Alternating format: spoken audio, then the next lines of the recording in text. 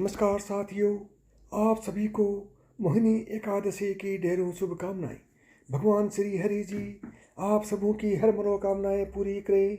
वैशाख मास के शुक्ल पक्ष की एकादशी को मोहिनी एकादशी कहा जाता है। इस दिन भगवान श्री विष्णु ने समुद्र मंथन के दौरान निकले अमृत को बांटने के लिए मोहिनी अवतार लिया था और असुरों को मोह के जाल में फंसाकर देवताओं को अमृत पिलाया था।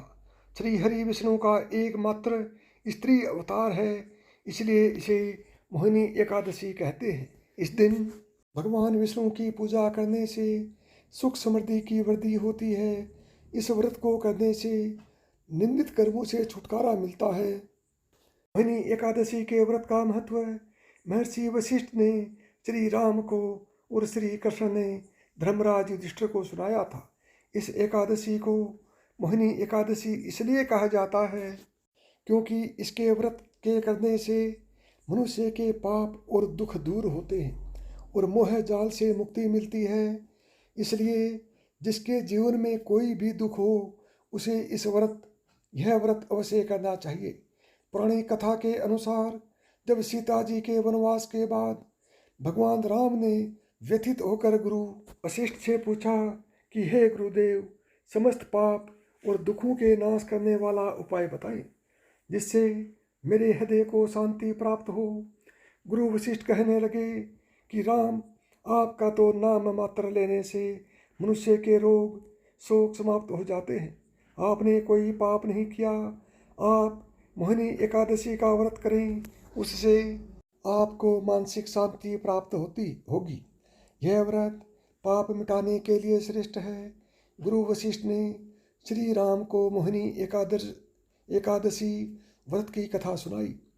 द्युतिमान नामक राजा सरस्वती नदी के किनारे भद्रावती नगरी में राज्य करता था। उसी राज्य में धनपान नामक का एक वैश्य रहता था जो कि बहुत ही धर्मात्मा और विष्णु भक्त था। उसने नगर में बहुत से धर्मशाला, तालाब, भोजनालय बनवाए और अनेक पेड़ लगवाए। उस वैश्य के 5 पुत्र थे। उसके 4 पुत्र तो धर्मात्मा थे, परंतु उसका सबसे छोटा बेटा दृष्ट बुद्धि महापापी था। वह दुराचारी, वैश्यागमन, जुआ खेलकर मदपान पिता के धन को नष्ट करता था। इसलिए पिता और उसके भाइयों ने उसे घर से निकाल दिया। घर से निकाल दिए जाने के कारण उसके साथियों और वेश्या ने भी उसे छोड़ दिया। अब वह भूख प्यास से दुखी रहने लगा। उसने चोरी करना शुरू किया। एक दिन वह पकड़ा गया तो उसे वैश्य का पुत्र जानकर छोड़ दिया गया। लेकिन जब वह दोबारा पकड़ा गया तो उसे कारागार में बहुत यातनाएं दी गई और नगल से निकाल दिया गया। इसलिए अब वह जंगल में जाकर जानवरों का शिकार कर अपना जीवन व्यतीत करता था। एक दिन शिकार का पीछा करते करते वरकोटिले ऋषि के आश्रम में पहुंचा। उस समय ऋषि गंगा स्नान करके आ रहे थे। उनके भीगे वस्त्रों के छींटे उसके कपड़ों पर पड़ने से उसे सद्बुद्धि प्राप्त हुई और वह हाथ जोड़कर विनती करने लगा कि मैंने बहुत से पाप किए हैं। आप मुझे पापों से मुक्ति दिलाने का कोई समाधान बताएं। ऋषि कहने लगे कि तुम वैशाख माह के शुक्ल पक्ष की मोहिनी एकादशी है, उसका व्रत करो जिससे तुम्हारे पाप नष्ट हो जाएंगे। उसने ऋषि द्वारा बताई विधि से एकादशी का व्रत किया। व्रत के प्रभाव से उसके सारे पाप नष्ट हो गए। अंत में वह गरुड़ पर चढ़कर विष्णु लोक गया। इस व्रत से मोह आदि सब नष्ट हो जाते हैं। इसके महात्म्य को पढ़ने सुनने से 1000 गोदान का फल प्राप्त होता है। एकादशी व्रत करने वाले व्रती को 10वें वाले दिन सूर्यास्त के बाद सात्विक भोजन करना चाहिए और चावल का सेवन नहीं करना चाहिए।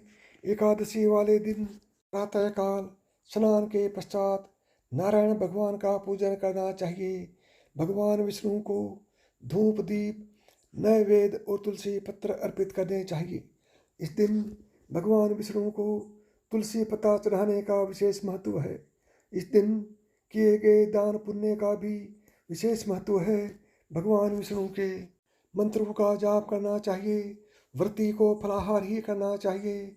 रात्रि जागरण का विशेष महत्व माना गया है।